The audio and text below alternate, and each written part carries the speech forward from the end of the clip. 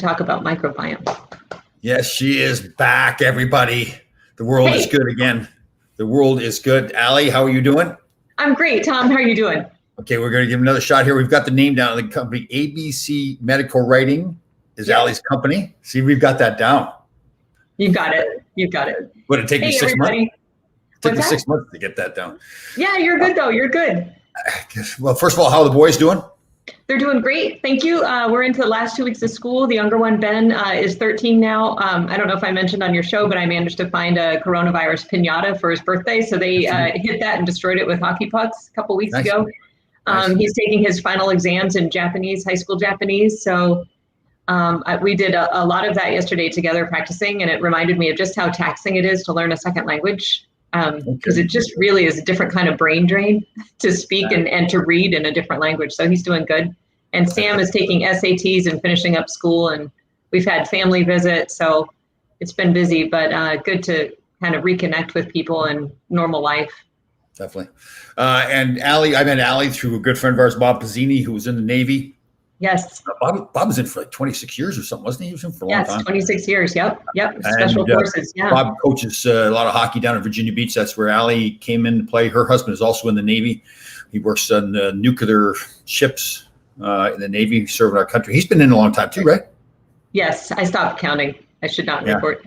Bob is actually out helping with pond hockey. We call pond hockey the 4-on-4 that we talked about. So Bob is out serving as referee. So they just finished up I think 8 weeks of that, and we're going into another session. So I know you mentioned you like the idea of the kids kind of policing themselves and not having refs out there and learning to work together and play different systems on the ice. When you go from 5 to 4, right, Tom, it's a little bit different, right? Yeah.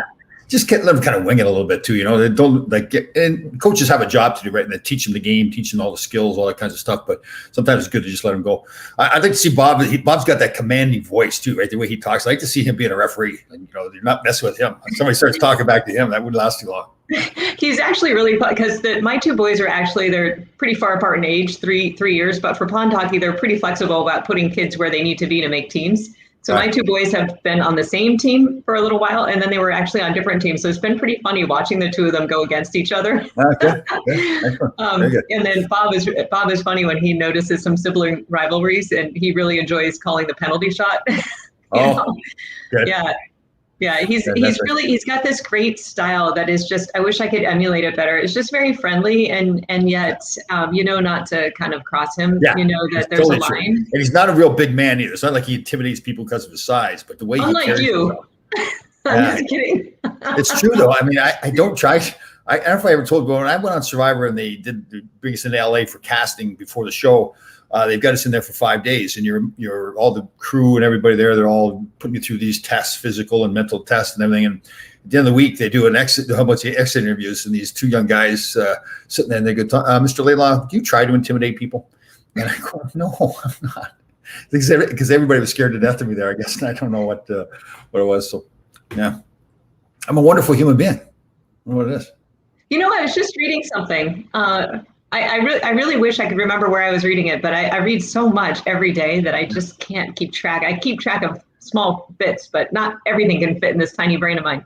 So I was reading this thing about confidence and actual knowledge. And it was just basically talking about, in this like blind kind of study, confidence is what really sold, not real knowledge. So I'm going to have to go back and find that and read it again and look at the methods, but it was a reasonable enough study that I just kind of filed away that observation. And then I was thinking about people and our daily lives and how that translates to who we listen to and why.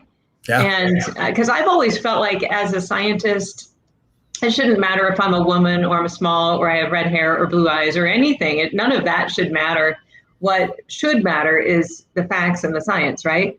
But I think we've seen through the pandemic that sometimes what sells is how it's presented. Totally. Right. And it could sell, or it could completely backfire if people are really alienated by, something that seems overly hysterical or emotional versus fact driven. That might alienate people from doing what actually makes sense, and they just go off the other direction. So I've just been thinking a lot about science communication and communication in general, and really trying to find a way to allow the facts to speak for themselves without relying on these artifacts and charisma and personality and force, or even, just clever little, diagrams and motifs that we might put up like memes. It makes me think of coaching. So I had Herb Brooks as a coach here for 4 years. He'd won the gold medal, 1980 Olympic team and everything. So I had my first year in the league. I started off, we had Freddie Sher as a coach. He got fired partway through the year. Craig Patrick took over. We had a real good run into the playoffs. And typically when you have a good run into the playoffs like that, you're not changing coaches. But this was going to happen because Craig Patrick really wasn't a coach. He was just interim coach. And now the next coach was coming in. So Herb Brooks, I'll never forget when he walked in the first day. And obviously we knew who he was. He'd had success, but he really never coached pro hockey. He had success at the amateur level. And he walked in the room. And when he got done speaking, he spoke with such authority. And I hear you about the facts, but it was like he spoke so confidently that this is what we're doing. I'm not asking questions. This is it. Full schedule laid out. You walked out of the room thinking, I guess this guy knows what he's talking about, more because of his presentation. Now, I agree with you. He also had the background of, that he had coached and won at the Olympics, beating the Russians and everything. But still, he had not been a pro coach. But I remember, and we've talked about it since, that the guys just believed, okay, Herb's coach, we're going to be fine. And that was it. So it is true, though, that presentation does mean a lot. And I think people maybe have a sense for, is your presentation and your conviction about what you're saying really built on a solid foundation of true experience and insight? And if it is, then you deserve to be confident, and you also have earned my commitment to follow you. And I think it's a really interesting mixture of all of those factors. Right. And you speak confidently, but like we've talked before, you don't talk down to anybody, right? Like you speak at everybody's level. You're trying to explain the situation to, but there are some people that get, particularly politicians, whatever, they want it. It's like they're trying to talk down to you, like lecture you about what you need to do. I'm telling you what you need to do, right? Well, I think if you approach all of this and you approach life from the perspective of being a student and you don't have all the answers, and, this is what I've learned to this point, and this is what I've seen work to this point, but, I could be wrong tomorrow. I think it's easy to be humble about knowledge. And, I think, from my perspective, we were talking just before we went live about, next year and resuming a really child-centered focus in our national policies, which really has not been, I would say, put front and center. I think we were rightly trying to protect the most vulnerable to disease. Now the most vulnerable, in my opinion, is students in school who have their futures in our hands regarding whether or not we are going to protect their education. We had a very disrupted year, but I think we're in a point where we can recover from that. I think that we can make sure that we catch kids up, because the educators are really good at catching kids up who fell behind. But I think if we approach another year from this sort of mixed bag of, we're not going to track absences, we're going to let you, just kind of log on, we're going to pass you, we don't want anyone to fail, we are actually really doing students a disservice, and we're really continuing to create a divide between people who have means and people who don't, because the people who have means will always find ways to supplement what they perceive to be the gaps in education. And the people who do not have the means, the parents are busy, they're working, they're also trying to protect their children and their futures. Every mother, every parent wants the same thing for their kids. They want their kids to have options and to have life choices that are available to them. But everybody actually also needs the tools to make those things come to reality. They need the education to allow those students to do that. So I have had the great fortune of coming into contact with some people here in the Norfolk area who are really involved in schools, nonprofits. And I'm really excited that once a week I'm getting a chance to talk to them about what next year looks like, what the parents are thinking, what their worries are, digging into how much vaccine access disparities there are by race and by income level, helping people find where vaccines are, because the best thing we can do to protect kids is to get the adults vaccinated. That's the very best thing that we can do. We saw, I don't want to bore you, Tom, with the details, and I actually want to spend like a couple weeks not touching numbers at all. No numbers. Because I think people are just like, no more numbers. No, I like the numbers. I like the numbers, like the percentages and all that kind of stuff kind of shows where we're at, right? Well, it's really actually super interesting because, a lot of people have been like, we always think of kids as being the germ factories, right?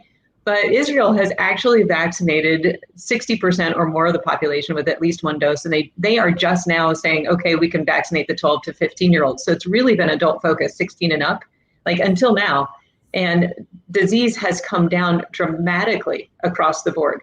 So, and just like we're seeing here in the US, I mean, disease has come down over 55%, I think, in the last month among kids, just cases, and they're not even eligible for vaccination. So getting the adults who have bigger lungs and, are more symptomatic to get vaccinated, we're cutting transmission down dramatically. And I just think that the future looks really good, but people are still so worried. So that's, I guess, what I'm concerned about is, there's other stuff going on. People are resuming life. There's a pretty neat CDC, it's a prevalence survey, it's surveillance site that you can look at other viruses.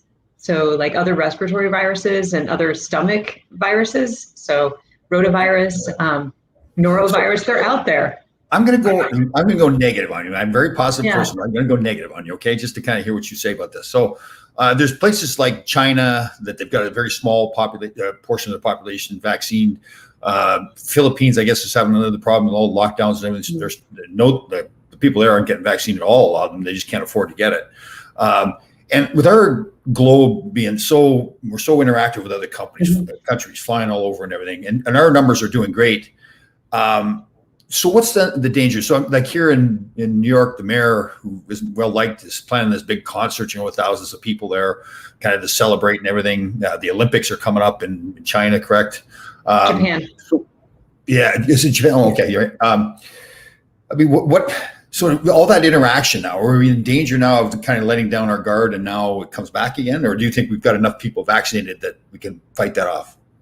I think we have plenty of people vaccinated for that. I mean, we're looking at case rates coming down to what they were last summer. And I think that the other reality we need to face is coronaviruses are endemic. There's 4 other coronaviruses that have been endemic, and this is just a new one. Endemic means?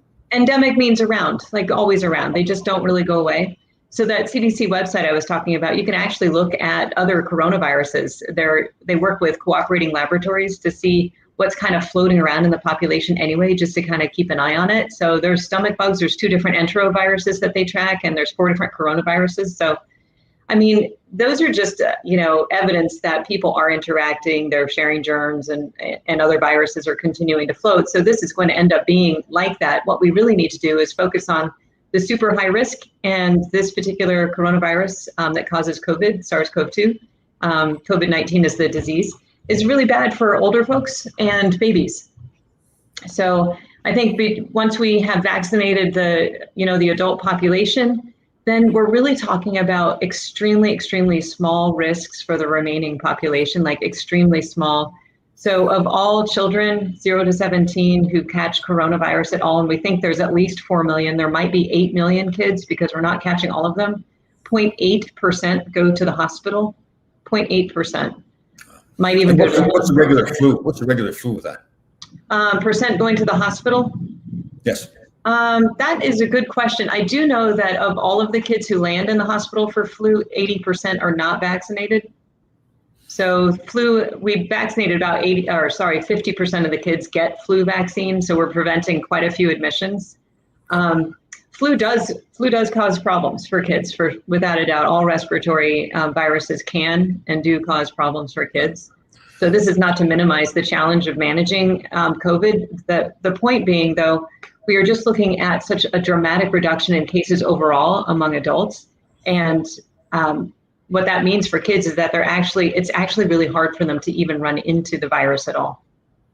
So their odds of catching it are now extremely low. And then their odds of having any kind of issue relative to COVID is extremely low as well. And one neat study I was looking at, actually out of Canada, was they swabbed kids' noses and they tried to grow anything, right? So it's one thing to detect fragments like leftovers. Imagine my son eating a sandwich and leaving crust around, right? Mm-hmm. Which happens in my house.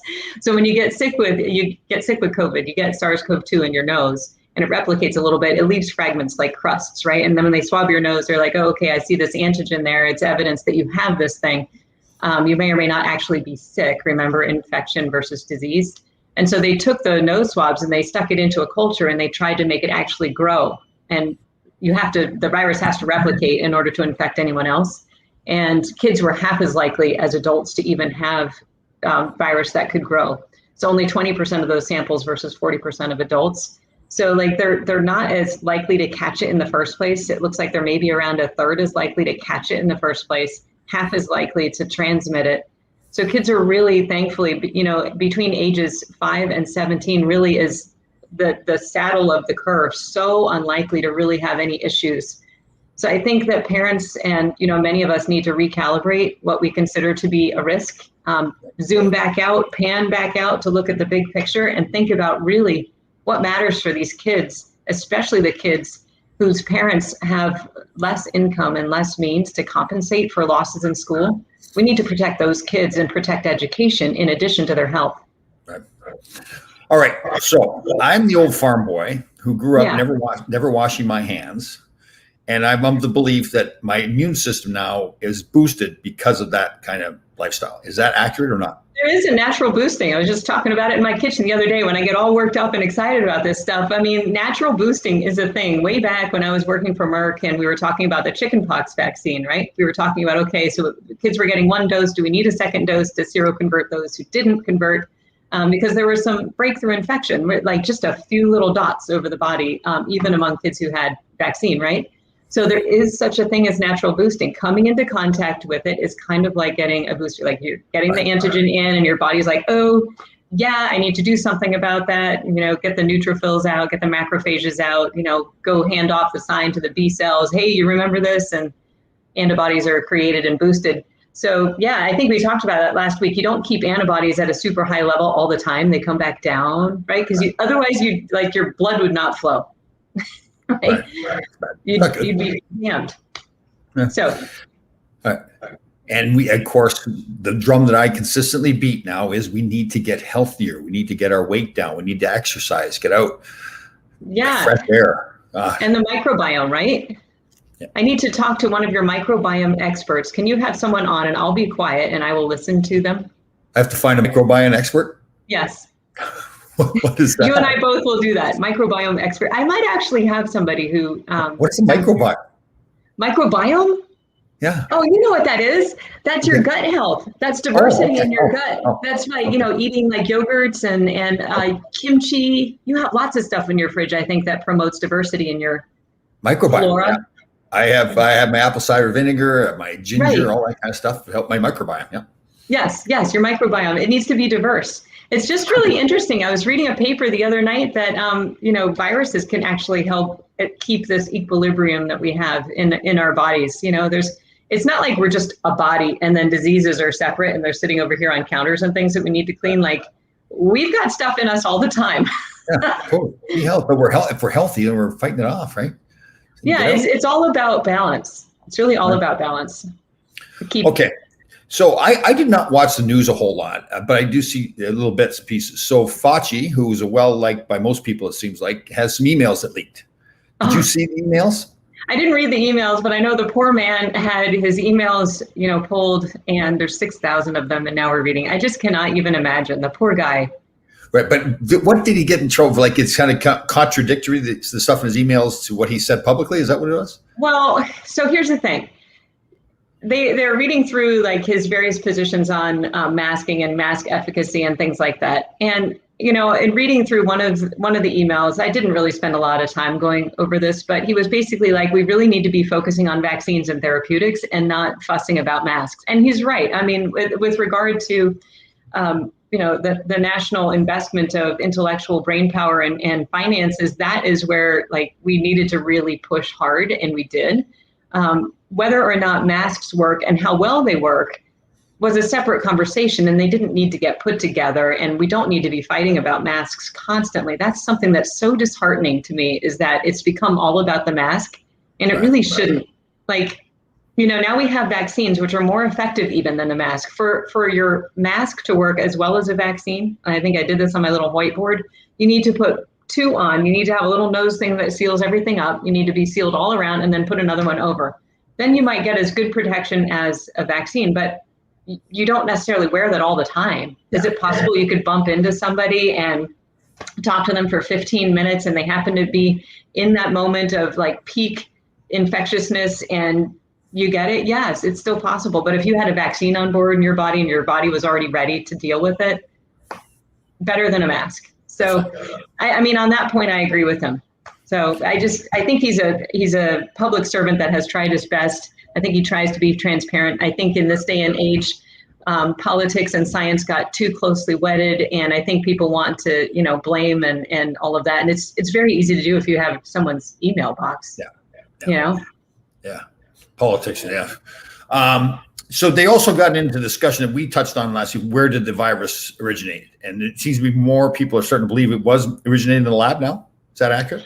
I don't know if that's accurate or not. I think now it's more of an accepted and open question, and I think people are willing to actually look at it, whereas all of the discourse around could it possibly have been a lab leak, whether intentional or not, was just effectively shut down and people were censored, which I don't think is appropriate for science either. So I'm glad to see that it's now an open question, and we're going to continue looking into maybe some stored blood bank samples and things like that to see if there's any evidence that it was floating around out there before.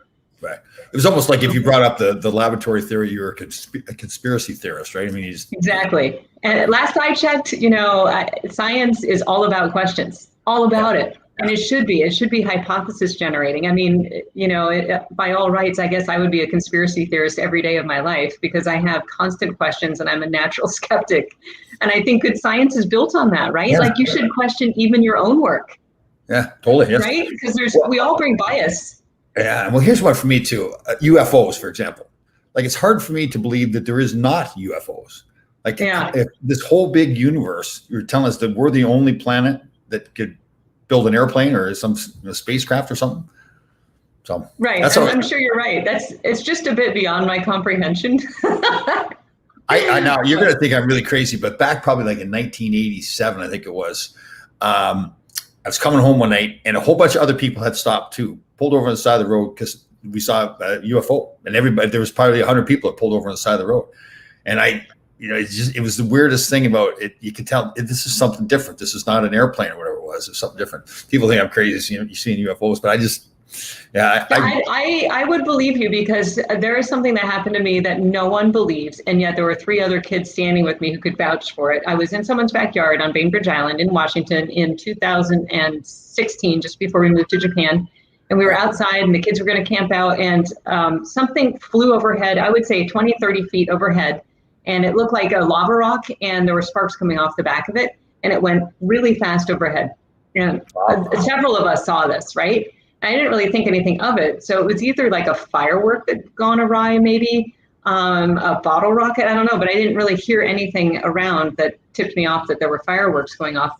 A year later, my friend, in the direction of where this thing flew, found in his yard a rock, like basically a meteorite thing that was unusual. Oh. And so I really think that I think some things are possible that are not easily explained, but my family, if I tell that story, my family absolutely thinks I am completely 100% nuts. But it is true though. Right? We've got a kind of a frame of reference that we think of the way that things are supposed to be. But on another planet, that could be just totally different, right? I mean, they just maybe wouldn't have gravity, for instance. Maybe they don't, maybe that doesn't happen some other planet. Right. Yeah, that my older son Sam would be a better one to chat with you about this. It's really well beyond my realm of comprehension. But yes, he's designing. He loves to design for any grasshoppers out there with teenagers who are looking for something interesting to do. Right. Blender is a free utility that allows you to design 3-dimensional terrains, spacecraft, trees, anything, planets. Oh. So you could go to my son's Instagram account is @mentally and then __ renders. And you can start to get hooked up with his Discord channel and figure out, he's teaching people, he's doing some live streams, they're building together on Blender. He's got, I think, 200 followers. So it's a really great activity for kids who are interested in having something productive to do, but aren't really terribly social and don't really want to go out and, try to make friends or figure out how to deal with, being in person again after being, isolated for so long. But it's tremendously beautiful and fascinating and generally free. All it requires is your time and your interest, and so many resources on the web. Wow, that's very cool. Now, I need to brag a little bit. Yeah. Where do you think I went this past weekend? Let's see. Totally different. Like, give me a general thing, something that's totally different for me that I've never done before. You went dancing? I actually went to a museum. You did? Yeah, American Museum of Natural History. Yeah, in one in Manhattan. Oh, really? Yeah, very That's interesting. great. How was it? Yeah. It was very interesting. I was surprised. Yeah, there's some parts that were a little redundant, but it was very good. Yeah. Did you go look at bugs? Didn't look at bugs. There's a lot of stuff. I think a lot of this, like from ages ago, you know, like different countries, like for Asia, you know, all the animals and this one dinosaur one was very interesting too. But the size of the dinosaur, they actually had like a regular. It was a miniature elephant, but it was supposed to be the comparison wise of size was supposed to be very accurate. And the dinosaur was huge compared to the elephant. Yeah. So that was very cool to see that kind of stuff. Yeah. Yeah. What took you down there? Why did you decide? Was there a charity event? A friend of mine invited me, and it was a really hot day. It was so hot on the weekend around here that it's almost miserable unless you're by the water. So, I don't know, good museum. I've never done that before. Yeah. Oh, that's great. How did New York City look to you? That's a great question. It looks like it's right back to normal. I hear a lot of people talk about how it is not, how some parts are bad, but this was a Saturday afternoon. Restaurants are all open, and in fact, in some ways, it's even nicer because you get a lot more outdoor seating now at the restaurants. A lot of roads up, but no, it was fine. Everybody had the masks on. Didn't seem to be any problems. You know, a lot of people on the street were not wearing masks, but when you went into like the museum, for example, I don't think anybody did not have a mask on in there, so it was fine. But there's, a lot of people are still talking, that, particularly the real estate in Manhattan, so many people have not gone back to work in Manhattan yet and may never in some cases, they think. But then you talk to other people and they say, well, the theory is everybody's working more efficiently from home. But then there's also, you think about the office managers, right? Well, office managers won't have a job if people don't come back to the office. So they're the bosses. So they're going to want people at least part-time coming back into the office. So be interested to see what happens there. Yeah, that's true. I was reading a study, I think, from 2018 about optimal engagement and what millennials value and who's after millennials, Gen X, Gen Y. And so it was like 2 days in the office and 3 days at home was optimal engagement. They're happiest with that kind of mix. So I kind of wonder if, now that we've gone to 100%, we might find a blend be something that we're thinking of and actually be better for people, better for the environment. Very cool. Very cool. Yeah. Okay, now we have to update on the pull-up situation. Pull-ups are going well. Did you see my parking lot workout video?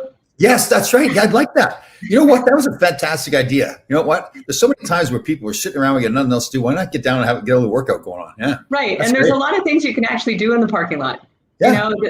There's surprisingly, I actually made myself pretty sore just at home yesterday. So anytime you can do something just from your house in like half an hour and make yourself sore, I think it's a good thing.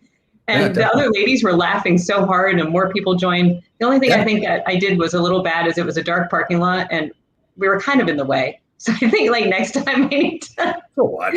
We gotta get over that kind of stuff. People working out, our health is way more important than that kind of stuff. Work it out, people. Work it out. Have you heard about I'm sorry, we're just digressing into non-academic stuff today, grasshoppers, but this is interesting. I'm not on TikTok. I don't understand the obsession with TikTok, but have you heard of I think his handle is Whitey. 21-year-old hockey player on TikTok who's just driving people crazy, including older women. Older meaning my age women. Oh, is that right? Yes. So I had a really hard time getting one of my little hockey mom friends who normally jumps right out of her car, will even put her dinner down and do the workouts in the parking lot. I couldn't get her out of her car because of this TikTok guy. He's a hockey player. Oh, she was watching TikTok? Yes, she wouldn't put it down. So we had that when I zoomed around with the camera and was filming and I asked her who she was watching, it was him. I had to park him on my bumper to get her to do it. That's who that was. Oh, I couldn't figure that out. Okay. Oh, yes. That's funny. So, I mean, I guess if you we were talking about if you're going to be obsessed with something and it's on your phone and you're going to watch it for 20 minutes and just, then do some lunges or do something else while you're addicted to this TikTok thing. I think that really, you think about it, we should do that more often. Like just if you're out in public, but you and I make some point of this. When we're out in public, I'll do it and you can do it.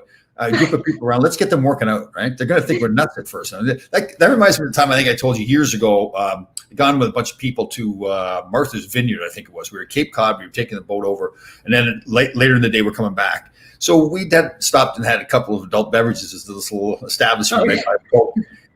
We sat there for a few hours.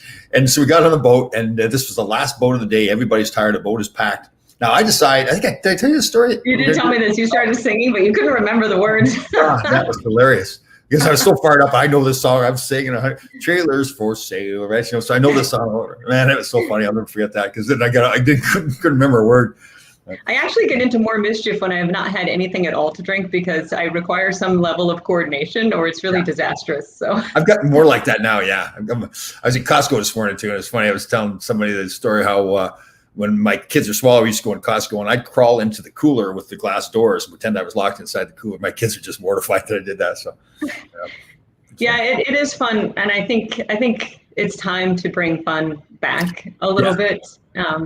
Yeah, and I think it just takes one person to really get it started, right? Like to step out there and risk it all. Like make a fool of yourself and not worry about it or whatever. So yeah, and I want to go on record and say that for whatever happens in the fall regarding masking, no masking, and all of that, I don't think it's really about the mask. I think it's just about helping people feel comfortable again. And if it takes a while, and if some people are more comfortable with me wearing a mask or they're wearing a mask, that's fine. It's just, let's all come together and, rally around being reasonable and courteous. Right. And, if you go into ourworldinData.org and you go play with all of the data that's in there, you can actually look at Japan and the US, and you can see the incredible difference that just being courteous and kind can do to prevent death. I mean, yesterday I created one graph, which is 2 lines, and it was COVID deaths per million in Japan and in the US. So it's controlling for the size of the country, right? If it's per million in the denominator. And so the line for the US was huge and red. And then Japan is trucking along, they've had a few blips, but they just started vaccinating. They just started vaccinating.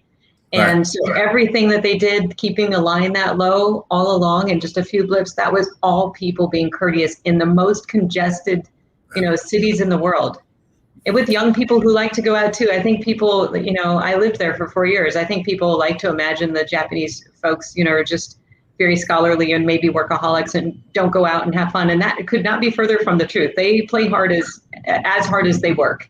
Yeah. So I think, for whatever we want to fuss about rules and mandates and things like that, I think, let's just be kind and courteous. And if it requires some extra forbearance, even if it's not necessary, that just may be how it is for some time, I agree. Yeah. Just in general for a world too. Yeah. I was in Costco today. I saw this gentleman an elderly gentleman had a hat on, U.S. Army or whatever. So I just asked him really nicely. I said, "Did you serve our country?" And he said, "Yes, I did." And I thanked him. And he was so happy that I thanked him. It wasn't a big deal for me to do it, but he was just so, at first he was kind of wondering, you could tell he was wondering why I was asking him. And then once I said, "Thank you for your service," he was all through. So little stuff like that. We can help each other so much more. Yeah. Right. Yeah, thank you. And for people who are nervous, you can look in their eyes and you can tell they're a little nervous. If I'm out running and I don't have a mask on, I try to stay pretty far because I don't want anyone being nervous. You can tell them. So just be kind, just in your heart, realize that people are coming from all kinds of perspectives and worries and concerns and economic hardships. And it's, and the reality is too, you make yourself a better person by doing that too. You feel better about yourself because you've helped somebody else. It hasn't cost you any money. It's 5 seconds out of your day, and you've made somebody really feel good about themselves. So, yeah. Yeah. Americans are funny though. I know you've got to go, but Americans are funny. We're all about our rights and things like that. And, if it's not required, if it's not necessary, and, virologically, it doesn't matter. If there's no science to require it, then we're kind of we don't want to do it. Don't make me do it. And I just think that we're, some of us are maybe having to rethink kind of how strongly we want to stay wedded to that as a matter of principle versus just, let's just try to come back together and focus on the kids and getting them, closing the gaps. There were already gaps in health and economic wellness, basically, before the pandemic. So we can get back to that mentality. It takes a whole village to raise a child, right? Instead of just parents raise that child. Care about that other child just as much as you care about your own if you had to. So, yeah. Right. Care about everybody in your community. Yeah. See what you can do just right around you, literally in your own neighborhood. Totally. I agree. All right. Great seeing you again. ABC Medical Writing. See, we have that down. Alice Crew. Great to see you again, pal. Great to see you too. Bye, grasshoppers. See you next week.